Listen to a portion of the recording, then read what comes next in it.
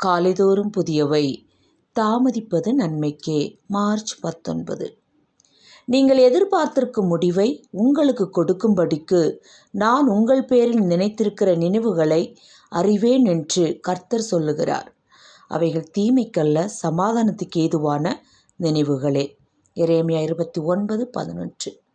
குளத்தில் குளித்து கொண்டிருந்த ஒருவன் திடீரென்று தண்ணீரில் மூழ்கிவிட்டான். அனைவரும் பதற்றத்தோடு அவனை பார்த்து கொண்டிருந்தனர்.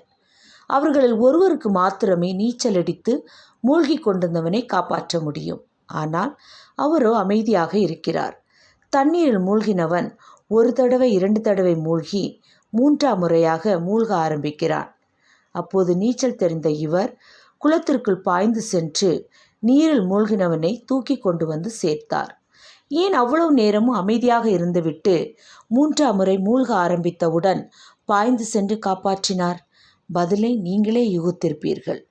தண்ணீரில் மூழ்கினவனை உடனே தாம் காப்பாற்ற முயற்சித்தால் காப்பாற்றுபவனை மூழ்கிறவன் கட்டிப்பிடித்து இருவரும் மூழ்க நேரிடும்.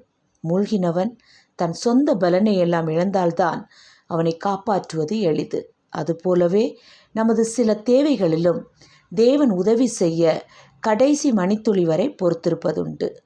வேதத்திலே நாம் பார்ப்போம் என்றால் சாரிபாத் விதவையின் வாழ்விலும் கடைசி வேளையில் இதே மாதிரியான ஒரு அற்புதம் நிகழ்ந்தது. கடும் பஞ்ச வேளையில் அவனிடமிருந்த எல்லா பொருட்களும் தீர்ந்துவிட்டது. கடைசியாக பானையை வழித்தெடுத்தால் 1 படி மாவும் 1 கரண்டி எண்ணெயும் தேரும். அதில் அடை செய்து சாப்பிட்டுவிட்டு உயிரை விட எண்ணினாள். அந்த கடைசி கட்டத்தில் ஆண்டவர் எலியாவை அவளிடத்தில் அனுப்புகிறார். சில வேளைகளில் நம்முடைய வாழ்வில் நமது தேவை உச்சக்கட்டத்தை அடையும் போதுதான் தேவன் நமது வாழ்க்கையில் குறுக்கிடுகிறார். காரணம் என்ன?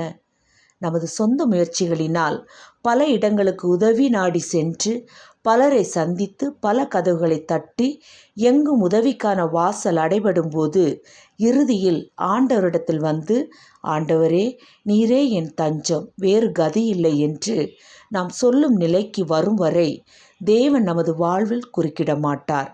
நாம் அவரிடம் சரணடைந்து அவர் பாதத்திற்கு வரும் வரை அவர் அமர்ந்திருப்பார். ஜெபங்களுக்கு பதில்களை தாமதப்படுத்தினால் அது வெறுப்பாக இருக்கலாம், அல்லது நாம் மனந்தளர்ந்து போகலாம். ஆனால் நம் ஜெபங்களுக்கு பதில்களை தாமதப்படுத்தும் போது நாம் என்ன செய்ய வேண்டும்? நாம் மனமுடைந்து ஜெபிப்பதை நிறுத்தக்கூடாது.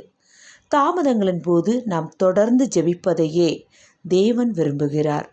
ஜெபம், பதில் வரா ஜெபம் எங்கள் வாழ்க்கையில் இருந்தாலும் உம்மேல் நம்பிக்கையாய் இருக்க கிருபை செய்யும்.